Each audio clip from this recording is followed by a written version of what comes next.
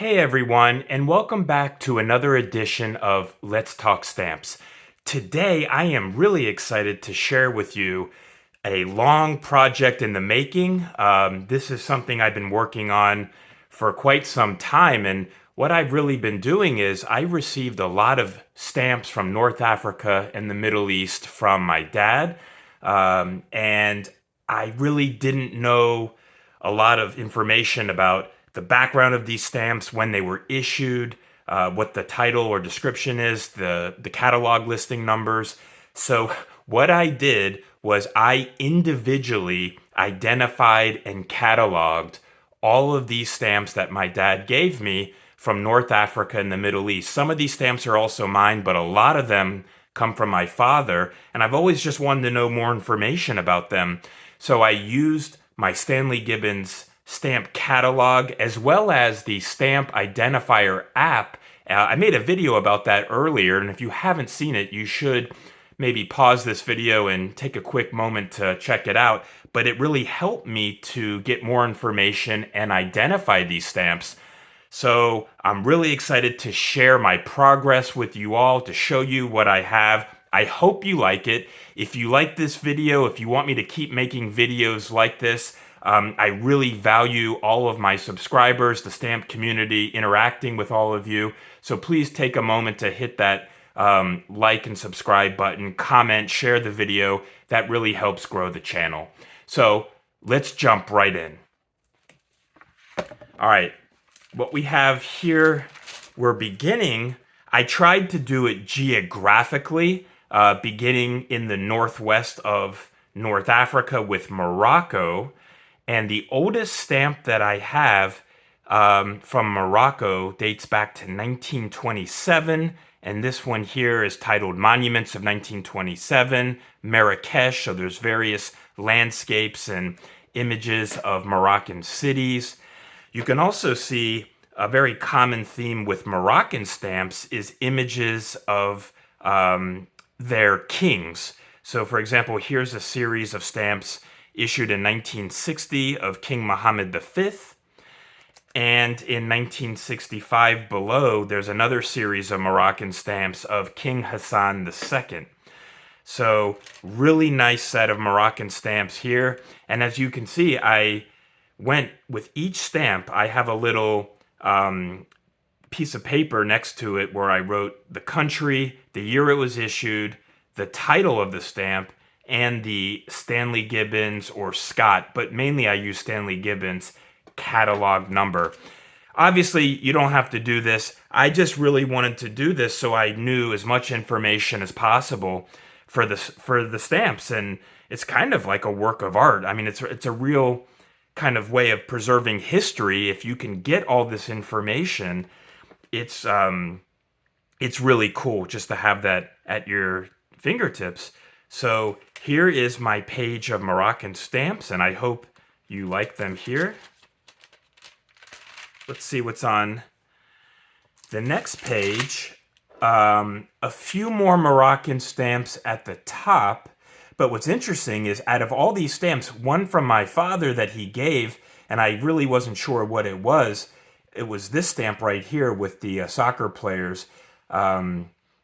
It is Western Sahara illegal stamps. So these stamps, meaning that they're illegal, were not or are not universally recognized by the Postal Administration. This was issued April 10th, 1997, and it is the Football World Cup Championship, France.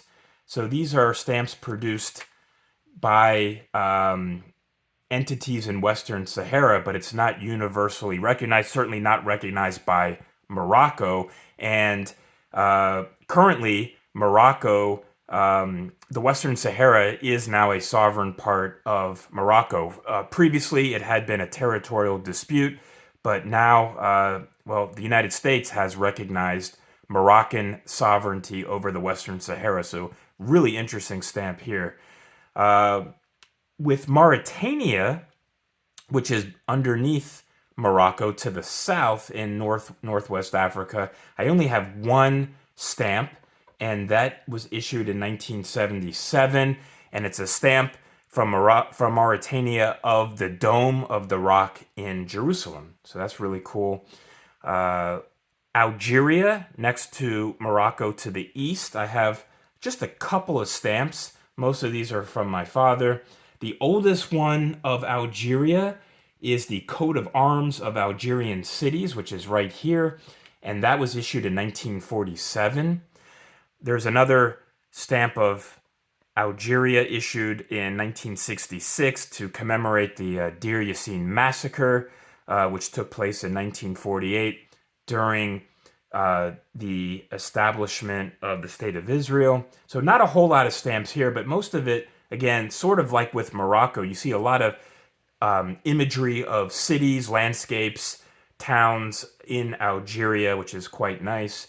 There's also imagery of the African continent, as of course Algeria, like Morocco, I mean, geographically, they are part of the African continent, even if they speak the Arabic language. So this stamp from 1976 is titled Solidarity with the People's Republic of Angola. So that's really nice.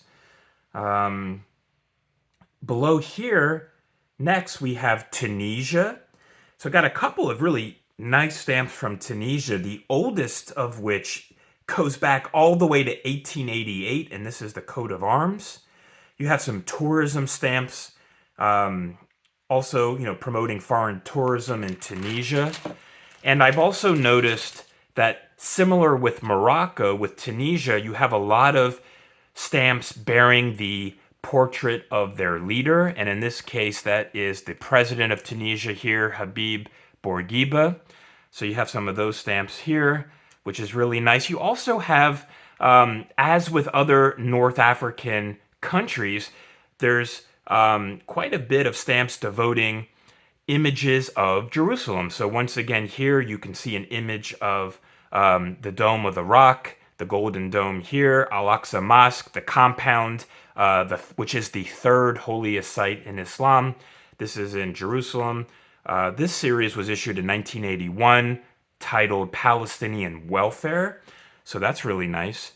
Next to that, what I have, which is really cool and also quite old, it is actually almost 100 years old as we speak. These stamps go back to 1925, so they're almost a century. These are stamps from Tripolitania. And I just have like a little description next to these stamps for my reference. It says stamps issued from Tripolitania, 1923 to 1934. This was a former Italian colony in North Africa. It was occupied by Italy in 1912, and it merged with Cyrenaica in 1934 to form the colony of Libya. So these are sort of pre-Libyan stamps when it was under Italian occupation. And so you can definitely see the Italian and European influence here. For example, these series issued in 1926 are titled Italian Colonial Institute. You have a lot of religious imagery here in Tripolitanian stamps. So it's really nice just to look at these. A lot of history here. Other stamps of Tripolitania that you can see. Colonial art exhibition. Really pretty, really nice, and really colorful and rich stamps. Then I have Libya, just stamps from Libya. And let's see, I think the oldest stamp that I have, which isn't even all that old, goes back to 1965. And this stamp is memorializing the burnt library in Algiers. A lot of Arab countries, by the way, issued a stamp commemorating the burnt Algerian library. Other stamps of Libya start to reflect after 1969, when Muammar Gaddafi came to power, a lot of pan-Arab, pro-Palestinian motifs. So here, for example, in 1971, Libya issued 3 stamps celebrating the Fatah organization, the largest Palestinian organization in the PLO. So you can see that imagery here. Images of the Federation of the Arab Republics in 1972. So a lot of stamps after Gaddafi, focusing on Gaddafi as the leader of Libya, focusing on pan-Arab nationalist and pro-Palestinian themes and motifs. So you have like a really nice miniature sheet here from 1977. This says the 7th anniversary of the September 1st revolution of Libya.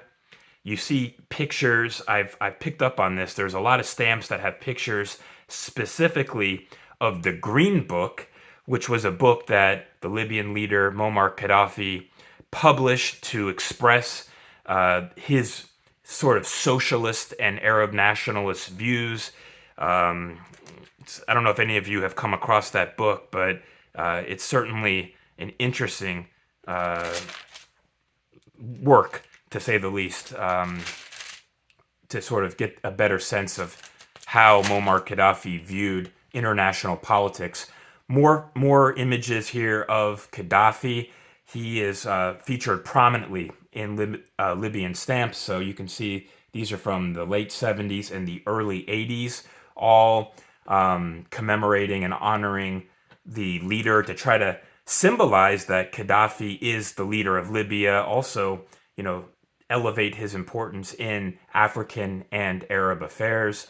So these are my Libyan stamps that I've organized here, and I hope you like these. They're very colorful. Always like these stamps just because they're so bizarrely graphic and ghoulish. A lot of countries issued anti-smoking campaign series to get people off of drugs, to convince people to stop smoking cigarettes. This was issued in 1997. It's very ghoulish if you look at it. It's very almost scary. I mean, I think this could scare a small child. It has a picture of a ghost wrapping its body or hands around a person to try to scare and intimidate people from smoking cigarettes. So that's always a very colorful stamp there. And next to Libya to the east, we have Egypt. Have a lot of Egypt stamps. Egypt has a real rich history with their philatelic collections. These stamps go back to the 19th century. The oldest stamp in my collection is from 1893, and that's titled Official Stamp Series of 1893 to 1914.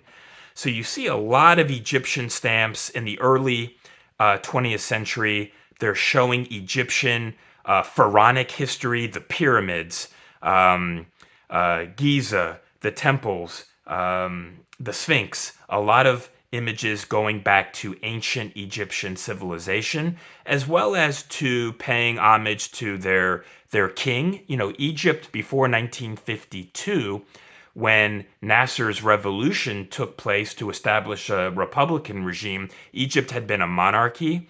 So here are images of King Fuad I and King Farouk. So there's a lot of images of the monarchy in Egypt here, which is really interesting. I love stamps with maps. Here's a nice Egyptian stamp issued in 1948, which shows Egyptian troops looking northward toward the Gaza Strip before they entered Gaza in defense of the Palestinian Arabs against the Zionists, or the Jews of Palestine. This was 1948. So really nice Egyptian stamps with a lot of history here. Oh, here's another one which I love. This goes back to 1945, and it shows the flags of the countries of the Arab League, the first countries that were part of the Arab League in 1945, when the League of Arab States was established, and Egypt was a principal player there. So that's really nice. Let's see what's over here. Just really more Egyptian stamps from the 1950s. You start to see more images of pan-Arabism, Arab nationalist motifs, support for the Arab cause of Palestine. But you also see, even after the revolution in 52, you still see stamps going back to Egypt's ancient civilization. Here's a sculpture of Princess Nofret. You have Ramses II. So you still have that sort of mix of the old, paying homage to Egypt's ancient civilization, but also to modernity and to modern Arab nationalist and Egyptian sentiment. So it's a really nice mix here of Egyptian stamps, the old and the new. So I hope you like these. I think these are really great, really beautiful stamps here. And yeah, I just took the time. I really wanted to know what all of these stamps were, when they were issued, what they're called, what was their catalog number. I just wanted to know that to my benefit. So I know that this is certainly it takes the time to do this, and it's just taking it to another level. But I'm really happy that I spent the time to do this, so now I know all the information for each stamps here.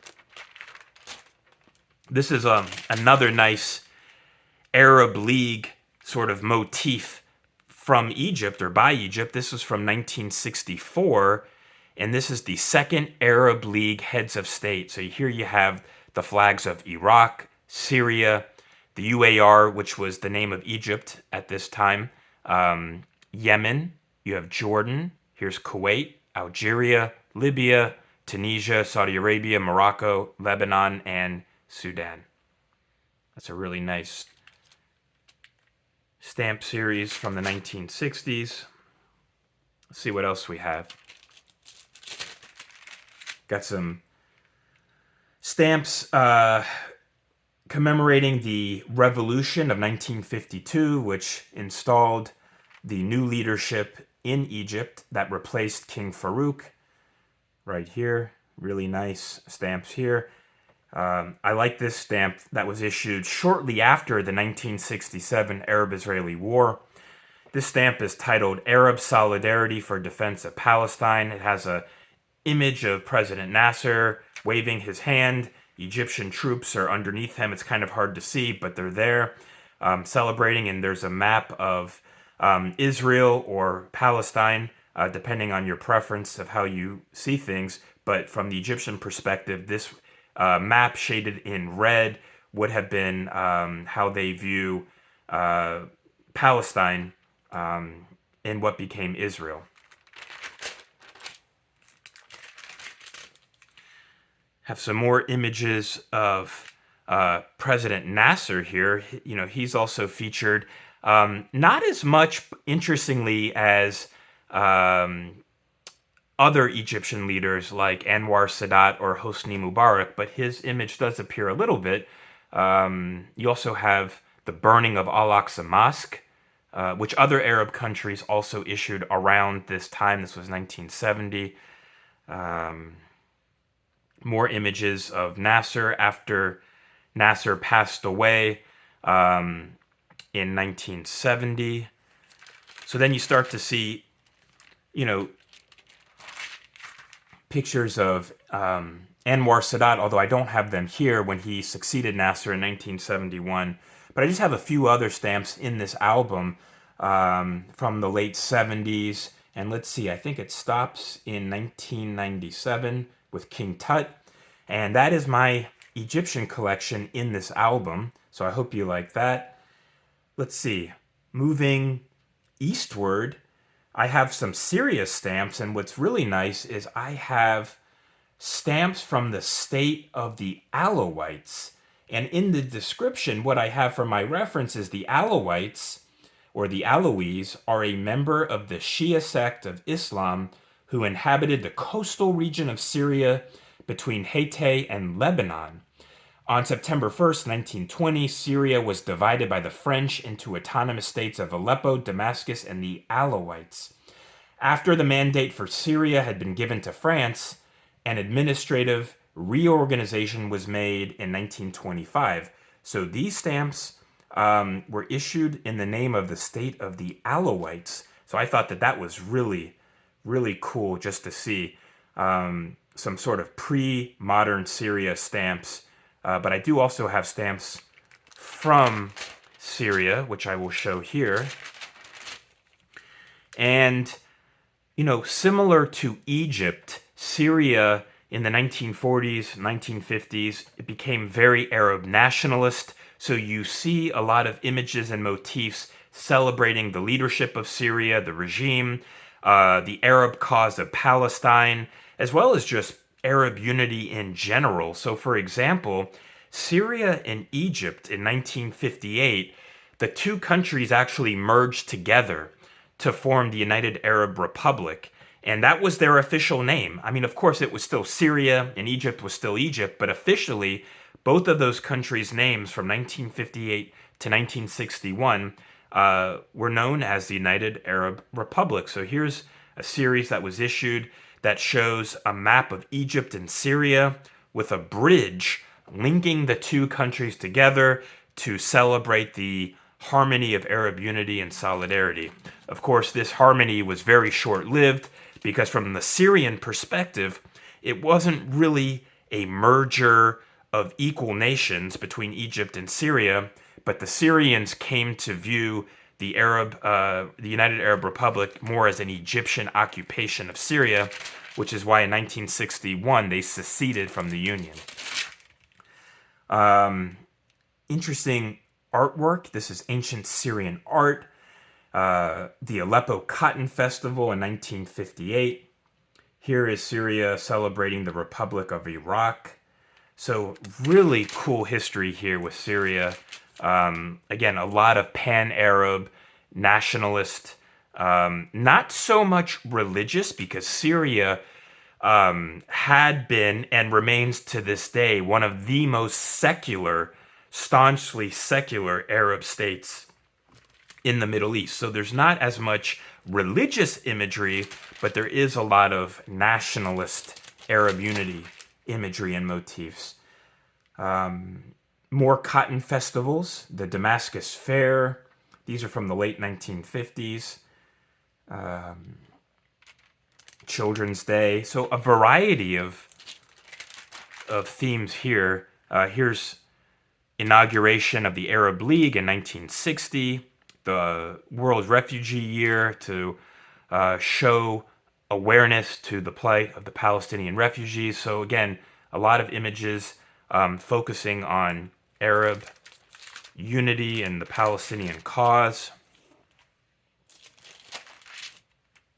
The Olympic Games. I mean, it's quite varied. Day of the Trees, Arbor Day, schools and buildings.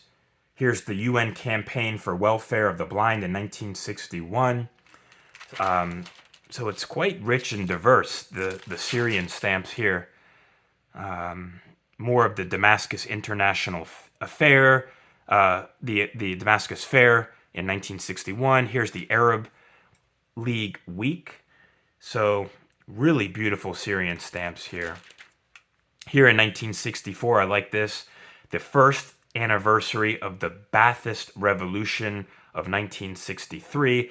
The Ba'ath Party, or the Arab Renaissance Party, is the official political party in Syria, even to this day. Let's see what we have over here. More Syrian stamps. I mean, these are very beautiful and, again, very rich in history. This is kind of nice. 1966, the Nubian Monument Preservation Week. I like that.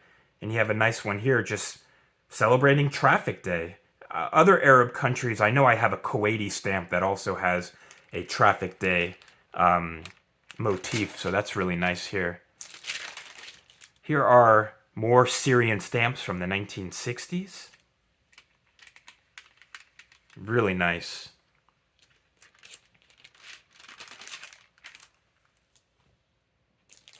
Let's see here. The Euphrates Dam Project from 1968. Really cool. Oil exploration, focusing on natural resources. That's another big theme. Here's more oil exploration from November 25th. Oil derricks and pipelines, showing that imagery. Here's the construction of the Damascus International Airport. I like that. So these are just, again, really cool. Look, there's even a stamp in 1970 to celebrate the life of Lenin. Because, again, Syria was, after all, during this time, aligned with the Soviet Union. After After Egypt, Syria was the largest recipient of Soviet aid in the Middle East. And when Sadat in 1972 expelled Soviet advisors from Egypt, Syria became the largest recipient of Soviet support and aid. I think this is coming to the end of my Syrian stamps. There's Syria stamps commemorating Nasser, and there's the president of Syria, Hafez al-Assad. This is 1972. Hafez was the father of the current president of Syria, Bashar al-Assad. Let's see, the oldest one, or the newest one rather that I have goes back to 1983, International Palestine Day. So that is Syria. Hope you like that. Let's see, we have some Sudanese stamps, which is really interesting. Sudan, below south of Egypt. The oldest one I have is from 1922, the Camel Post series. I like those. I've seen these. I think these are quite common, but they're still nice. Sudan stamps are also, sort of varied, and it's a mixture of African, ancient Sudanese, as well as modern Arab nationalist and religious laden motifs. So there's quite a variety with Sudanese stamps. So here's just an example of Sudan's support for the Palestinian cause in 1967. These are stamps issued in support of the PLO. So I don't have a whole lot of Sudanese stamps, but I do like what I have. I have just two from Somalia, the third anniversary of independence of President Osman, and this is from 1963. I have only one Ethiopian stamp, and this is a nice one of Emperor Selassie. And I found some really interesting Cinderella stamps. These are more propaganda stamps. These were not for actual use, but these come from the Popular Front for the Liberation of Palestine from 1968.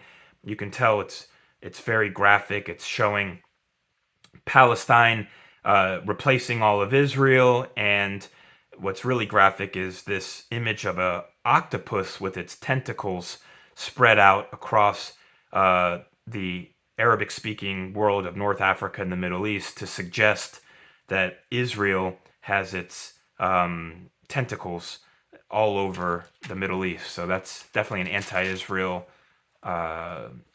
series right there to show. I have some really nice Lebanese stamps that I'm happy to share with you. And these stamps go back to the late 1920s. And you can see the French influence because a lot of these stamps have French written in them. So really pretty Lebanese stamps. A lot of images of the old, Crusader Roman influence. There's also the Cedars of Lebanon, which is the symbol on their flag. You have images of their leadership, their president. So it's really cool to have Lebanese stamps. I love Lebanese stamps. And what's really cool is I even have a few stamps of the Free French Forces in the Levant, which include Syria and Lebanon.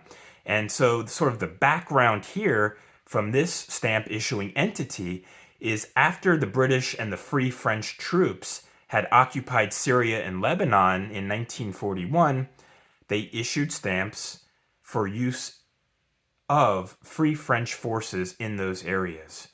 So here's some stamps from 1942. And, this is just some really interesting history of the Levant and Lebanon and Syria to see what was displayed, what was issued during this time. Here's some more stamps from Lebanon during the 1950s. This is from 1956. This is postal tax for earthquake victims. It says here that these stamps, so for this one right here, these were obligatory on all inland mail and all mail going to Arab states to support earthquake victims. Interesting. And I just have a few more here from the 60s of Lebanon. There are some pro-Palestine and religious symbolism here. This is another Deir Yassin massacre series. A bunch of Arab states and Muslim majority states issued stamps in commemoration of the Deir Yassin massacre. And as I mentioned previously with the burning of the Al-Aqsa Mosque, other Arab states also sort of issued in solidarity to raise awareness of this event that happened. And this is the second anniversary of the Al-Aqsa burning. And then I have one stamp from 2019 from Lebanon, and it is Jerusalem, the united capital of Palestine.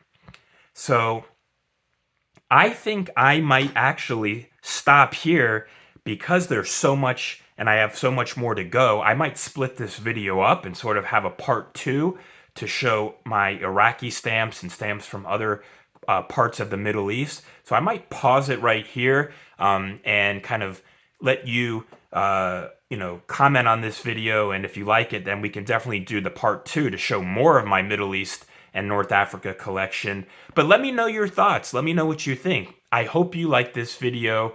If you do, please be sure to subscribe, give it a thumbs up, and stay tuned for more videos just like this. Until next time, happy stamping.